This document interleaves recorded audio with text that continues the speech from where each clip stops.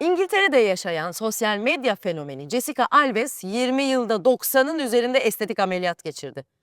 Çok güçlü ve kararlıyım, mutlu olmak için ne gerekiyorsa yaparım demişti. Mutlu olmak için ne gerekiyorsa yaparım. Çok iddialı bir ifade olmuş bence. Gerçekten mutlu olmak için yapmamız gereken şey acaba görünüşümüzü değiştirmek mi? Eğer öyleyse kendimizi nereye kadar değiştireceğiz ve vardığımız noktada acaba kendimizi sevmeyi başarabilecek miyiz?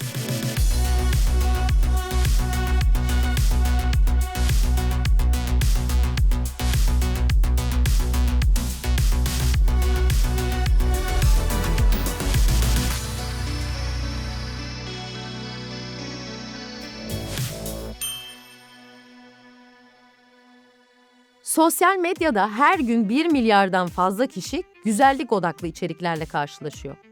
Popüler bir Çinli video paylaşım app'inde beauty etiketiyle paylaşılan videolar 200 milyar görüntülenmeyi aşıyor. Bir diğer ünlü Amerikan sosyal medya platformunun verdiği bilgiye göre de günde 600 milyon kişi güzellik filtrelerini kullanıyor. Bu filtrelerin ideal yüz standardı genellikle hep aynı. Simetrik bir yüz, ince bir burun, dolgun dudaklar ve pürüzsüz bir cilt. Ancak bu devasa rakamların ardında görmemiz gereken başka bir gerçek var. 2019'da yayınlanan bir rapora göre küresel olarak kadınların %70'i medyadaki bu görüntülerde kendilerini göremiyor. Hepimizin kahkahalarla izlediği kültleşen dizi Friends'i izlemenin bile negatif bir etkisi olabileceğini hiç düşünmüş müydünüz? Friends hakkında yapılan bir araştırma, dizinin 10 dakikalık bir bölümünü izlemenin genç kadınların özgüvenlerini olumsuz etkileyebileceğini gösterdi. Çalışmaya göre televizyonda ortalamanın üzerinde veya ortalama kilolu çok az sayıda kadın olması yüzünden çoğu kadın kendi görüntüsünden memnun değil. Şimdi bu sonuçlarla karşılaşınca düşünüyorum da yani tam olarak güzellik nedir? Onu kim neye göre tanımlar? Ve bugün nasıl bütün varlığımızı tanımladığına inandığımız bir değer haline geldi. Toplumun dayattığı standartlar içinde kendimize yer bulmaya çalışırken aslında biz kimin hikayesini yaşıyoruz? Güzellik tarih boyunca hayatımızın merkezinde oldu.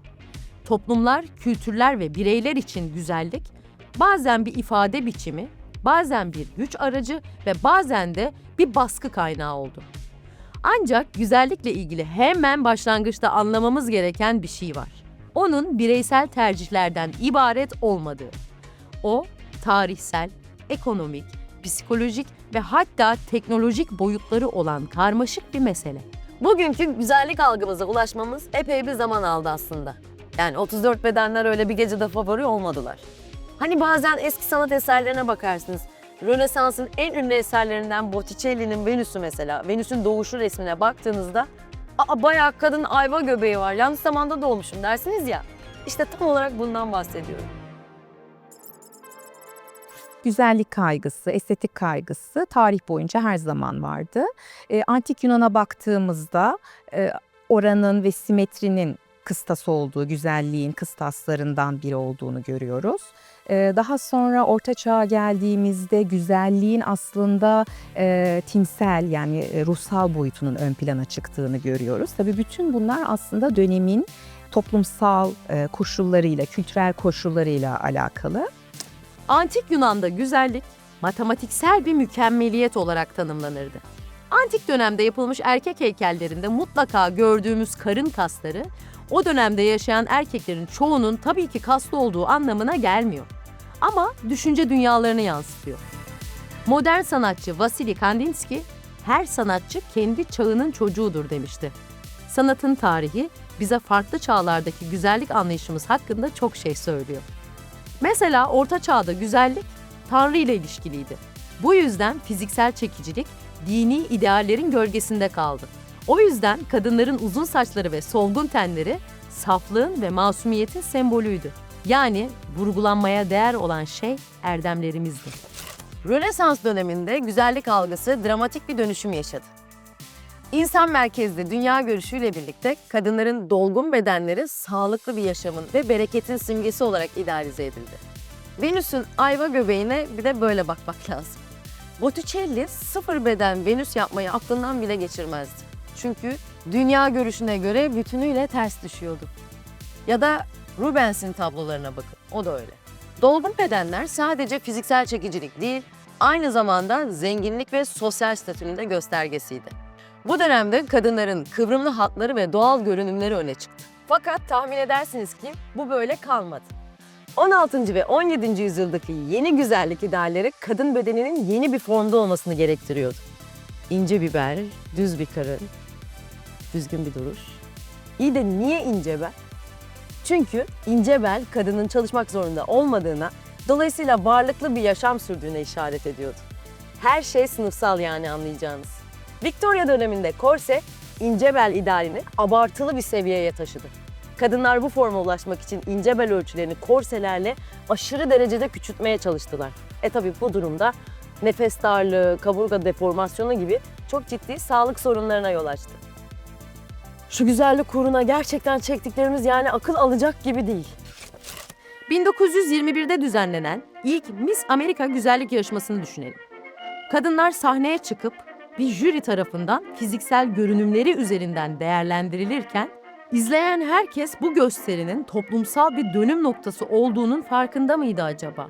Kadınların yalnızca görünüşleriyle değerlendirildiği bir çağın fitili ateşlenmişti. Aslında bu sadece bir başlangıçtı. Çünkü sonrasında güzellik artık sadece kişisel bir özellik değil, satılabilir bir malzemeye dönüşecekti. Sonra Hollywood sahneye çıktı. 20. yüzyılın ışıkları altında Marilyn Monroe gibi yıldızlar belirdi.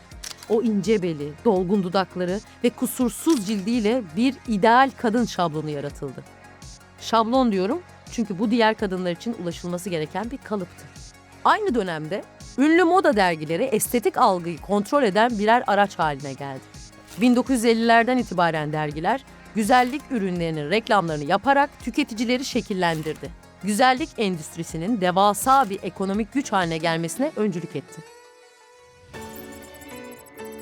Çünkü bir şeye ne kadar çok maruz kalırsak bizim için o kadar normalleşir. Yani bizim zihnimiz, beynimiz böyle çalışıyor. Bir şey bir hikaye bizim için ne kadar aşina olursa, ona ne kadar maruz kalırsak bizim için o kadar tanıdık oluyor.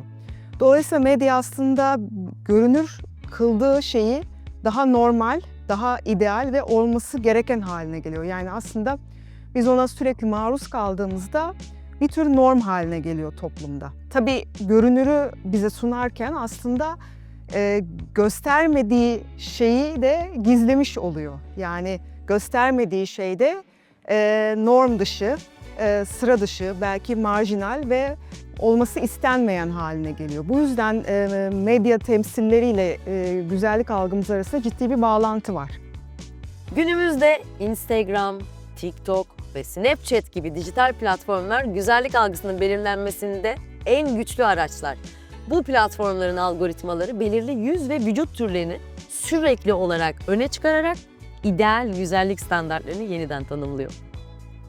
Çinli video paylaşım platformunda viral olan Clean Girl estetik veya Glazed Donut Skin gibi trendleri hatırlayın. Cilt parlaklığı, ince bir çene hattı ve minimalist bir görünüm nasıl popüler oldu? İsmi Clean Girl ama Clean Girl olmak hiç kolay değil. Birbiri ardına onlarca ürün uygulanıyor.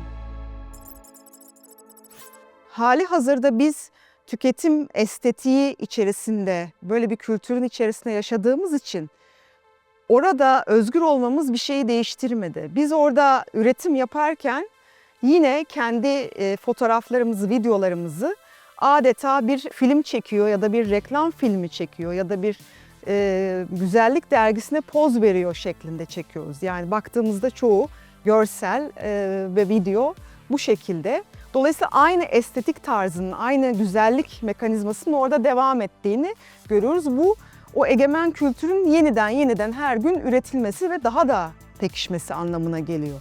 American Society of Plastic Surgeons'ın yayınladığı rapora göre pandemiden sonra estetik cerrahiye olan talep %15 oranında artmış. Yani pandemide evimize kapanıp ekranı kaydırırken ne hikmetse birdenbire estetiğe ihtiyacımız olduğunu fark etmişiz. İnsan bazen işte özgüveninin burnunda olduğunu zannediyor. Bazen mutluluğun bir çantada olduğunu zannediyor.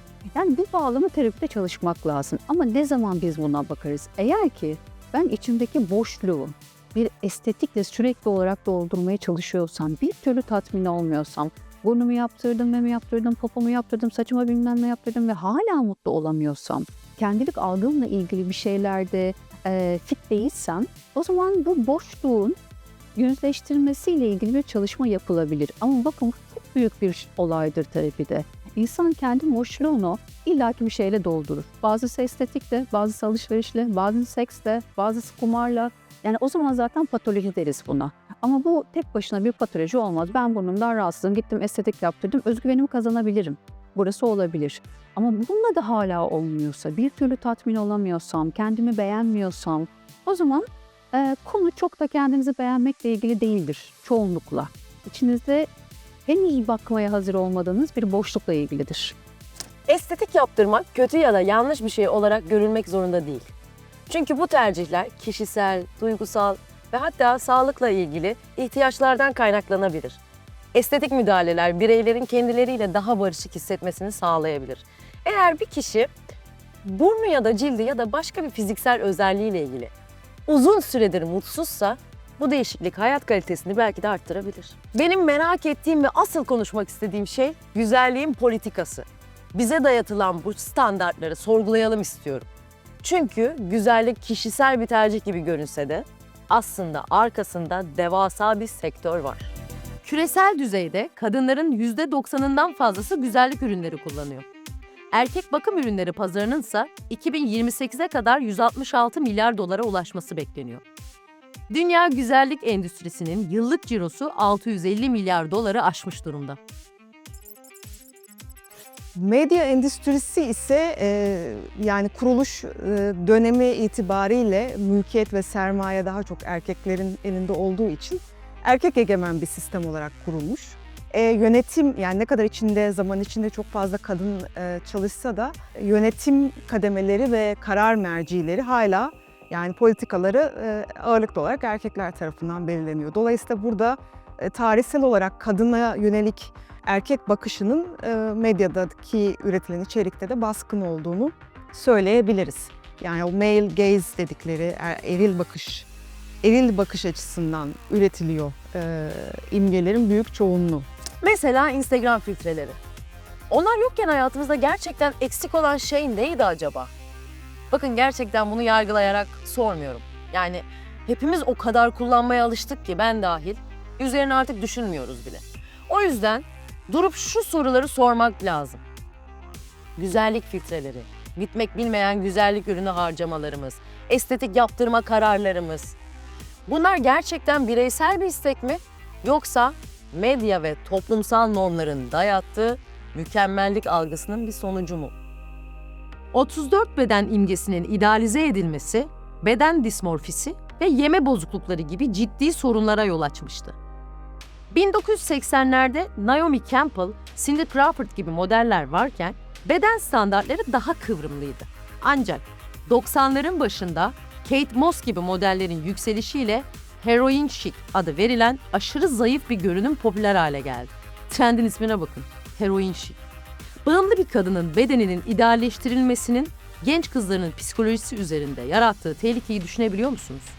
Kadınlar üzerindeki gençlik ve güzellik baskısını sert bir şekilde eleştiren son zamanların popüler filmi Substance'da Demi Moore'un canlandırdığı Elizabeth Sparkle, şahane gözüktüğü kırmızı elbisesi içinde aynadaki yansımasına bakar. Ama kendisini gerçekte olduğu haliyle göremez. O sahnede Demi Moore'a "Yapma kızım, taş gibisin" diye haykırmak istedim.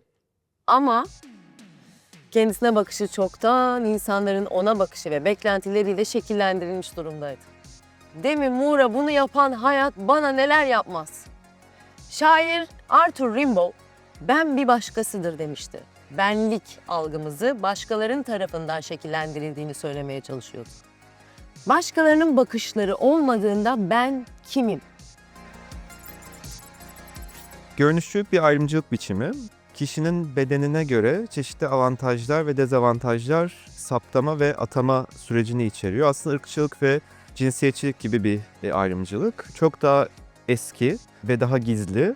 Toplum çeşitli beden biçimlerine göre, giyiniş tarzlarına göre veya bedensel biçimlere göre bu atamaları gerçekleştirebiliyor. Burada atamadan kastım aslında çeşitli ödüllendirme ve cezalandırma mekanizmaları içermesi. Bir kişi bedeninden dolayı örneğin, bedenin biçiminden, yüzünün güzelliğinden veya çirkinliğinden ötürü, yani toplumun onda gördüğü güzellik veya çirkinlikten ötürü çeşitli ödüllendirme ve cezalandırma mekanizmaları yaratabiliyor. Yargılama süreçlerinde bir kişinin daha güzel veya çirkin bulunması onun alacağı cezayı etkileyebiliyor.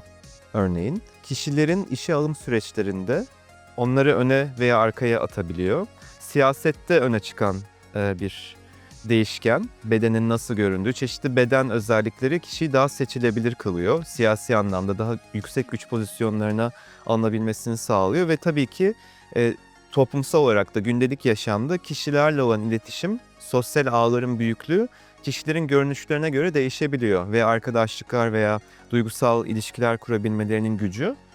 Bu aslında bir tür seçilmemiş avantaj veya dezavantaj. Yani bir kişinin dünyaya hangi bedenle geldiği çoğu zaman, tabii sınıfsal boyutu da var bunun ama çoğu zaman değiştirilemez durumda. Ama değiştirildiği durumda da bunu tabii daha yüksek sınıflar, daha zengin kişiler gerçekleştirebiliyor. Dolayısıyla aslında görünüşü değiştirmenin sınıfsal bir boyutu da var. Burada bir vergilendirme olmalı mı? Böyle bir soru kimi zaman tartışılıyor. Çünkü eğer seçilmiş veya seçilmemiş görünüş bir avantaj yaratıyorsa ve bu bir servet birikimine sebep oluyorsa, bu servet birikimi diğer servet birikimlerinde olduğu gibi bir vergilendirme sürecine girmeli mi? Neyse ki son yıllarda güzellik endüstrisi daha kapsayıcı bir yaklaşımı benimsemeye başladı. Her beden güzeldir anlayışı moda ve reklam dünyasında daha fazla temsil hakkı buluyor. Rihanna'nın markası 40'tan fazla farklı cilt tonu için ürettiği fondötenlerle kozmetik dünyasında çeşitlilik anlayışını yeniden tanımladı. Ünlü bir spor giyim markası da kampanyalarında farklı beden tiplerine ve etnik kökenlere sahip atletlere yer vererek spor ve güzellik algısının tek tipleştirilmesine karşı çıktı. Yine başka bir iç giyim markası ise model fotoğraflarında hiçbir şekilde düzenleme yapmayacağını duyurdu. Dahası beden olumlama ve beden tarafsızlığı gibi hareketler, güzellik algısını fiziksel görünümden ziyade bireyin sağlığına ve mutluluğuna odaklanacak şekilde dönüştürüyor. Ancak bu hareketlerin geniş çapta benimsenmesi için köklü güzellik algılarımızı sorgulamaya başlamamız gerekiyor. Bu noktada sanırım sorulması gereken şu: gelecekte güzellik anlayışımız daha kapsayıcı bir hale gelecek mi?